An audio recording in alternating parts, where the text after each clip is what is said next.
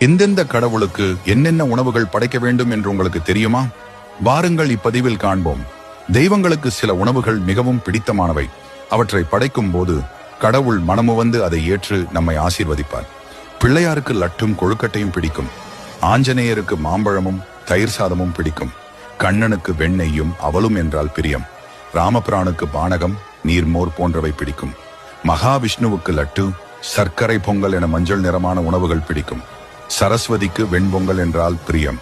சிவனுக்கு பாலில் குங்குமப்பூ சேர்த்து படைத்தால் எம்பெருமானின் அருள் பூரணமாக கிடைக்கும்.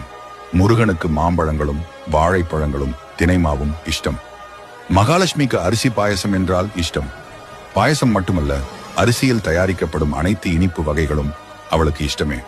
துர்க்கைக்கு பாயசமும் காய்கறி உணவும் பிடிக்கும்.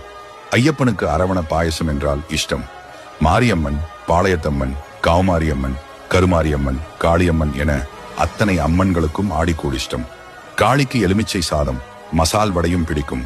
வாராகி அம்மனுக்கு மாதுளை வேக வைத்த சர்க்கரை வள்ளி கிழங்கு பிடித்த உணவாகும். சனி, ராகு, கேது மூவருக்கும் கருப்பு நிற உணவுப் பொருட்களான கடுகு, கருப்பு எள்ளில் செய்த உணவுகள் பிடிக்கும். குபேரனுக்கு லட்டு மற்றும் சீதாப்பழ பாயசம் படைத்து வணங்கலாம். இப்படி தெய்வங்களுக்கு பிடித்த உணவுகளை படையலிட்டு அதோடு நம் பக்தியையும் சேர்த்து இறைவனுக்கு சமர்ப்பித்தால் இறைவனின் அருள் நமக்கு பரிபூரணமாக கிடைக்கும்.